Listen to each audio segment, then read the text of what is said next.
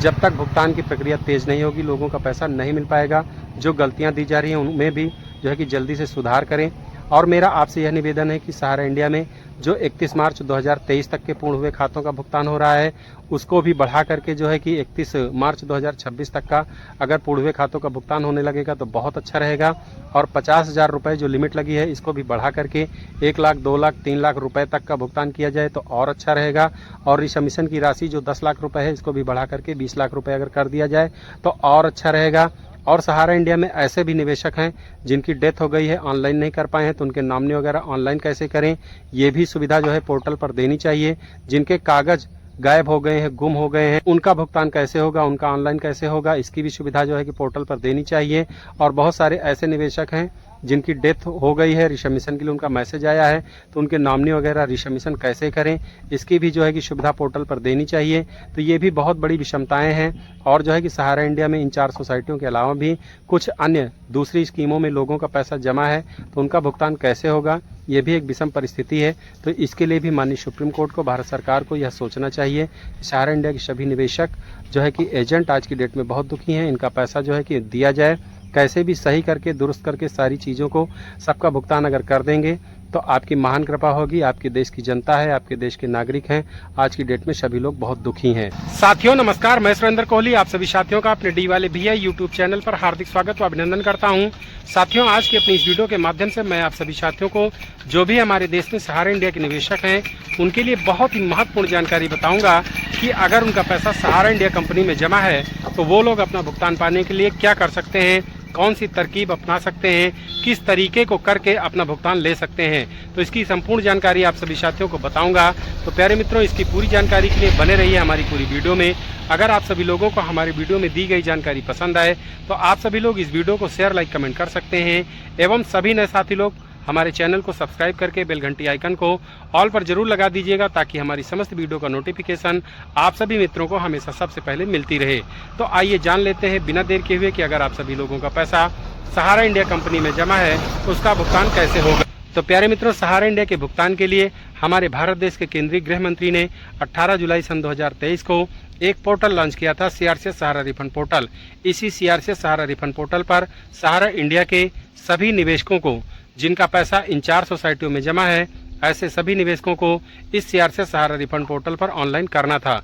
जब से portal launch हुआ तब से हमारे देश के करोड़ों निवेशकों ने धीरे धीरे जो है इस पोर्टल पर जो है कि ऑनलाइन कर दिया है।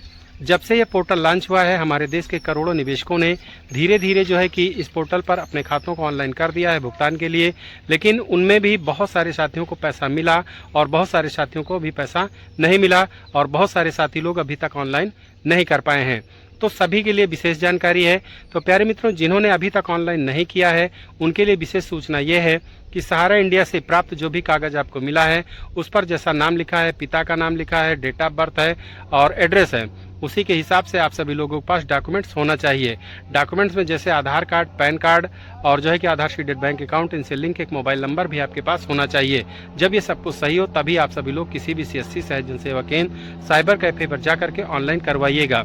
यही गलती जो है कि हमारे देश के जो सहारा इंडिया के निवेशक हैं जिन्होंने पहले ऑनलाइन कर दिया है, उन्होंने सहारा इंडिया के पेपर के अनुसार उनके पास सारे डॉक्यूमेंट्स नहीं थे, क्योंकि सहारा इंडिया के बहुत सारे जो है कि खातेदारों का पहले आधार कार्ड नहीं बना था, पहचान पत्र था, राशन कार्ड था, या प्रधान के जो है कि निवास प्रमाण पत्र के जो है कि बनाए जाने पर उनका खाता खुल जाता था, राशन कार्ड से खाता खुल जाता था, या जो है कि बैंक खाते से ही खाता खुल जाता था। तब इतनी ज़्यादा जो है कि मजबूत केवाईसी नहीं होती थी। बाद में आधार कार्ड बना तो जिसकी वजह से उनके नाम में जो है कि मिसमैचिंग हुई, या पिता के नाम में मिसमैचिंग हुई, या डेट ऑफ बर्थ में मिसमैचिंग हुई, या एड्रेस में मिसमैचिंग हुई। इस वजह से जो है कि बहुत सारे साथियों का पैसा नहीं मिला। उनका पैसा जो है कि मिलने के लिए दोबारा से उनको रिशमिशन का मैसेज आया। तो इसीलिए मैं कह रहा हूं कि जिन्होंने अभी तक ऑनलाइन नहीं किया है उनको यह विशेष सावधानी बरतनी है।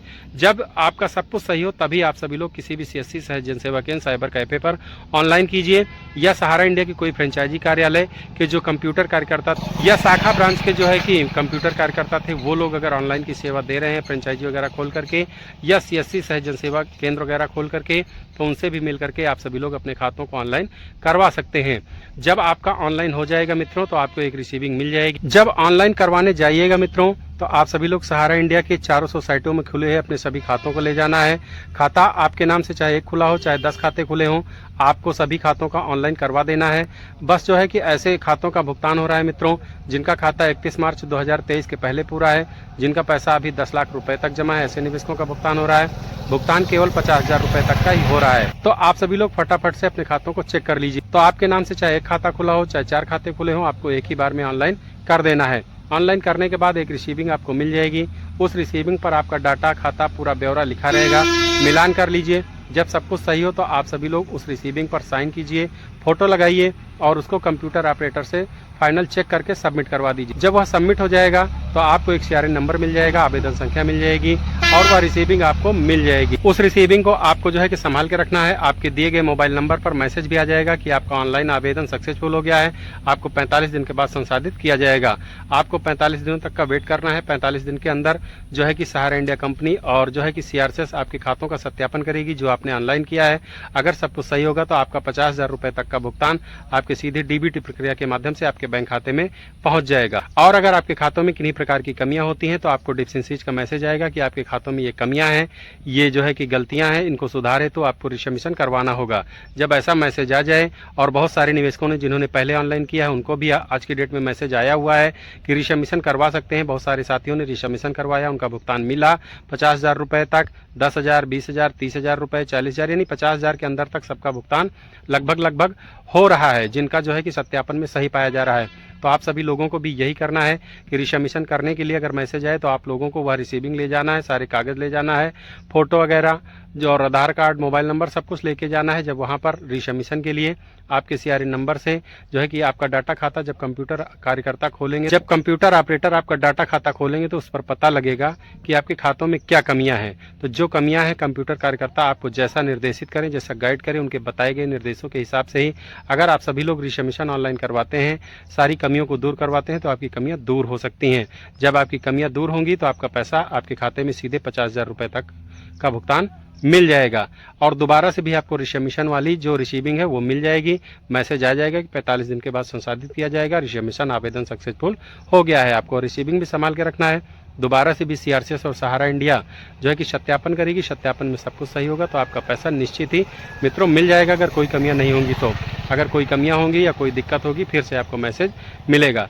और सहारा इंडिया के बहुत सारे ऐसे निवेशक जिन्होंने पहले जो है कि ऑनलाइन किया था, रिशमिशन के लिए मैसेज आया है, तो उन लोगों से भी निवेदन है कि रिशमिशन करें। बगैर रिशमिशन करवाए हुए पैसा नहीं मिल सकता है।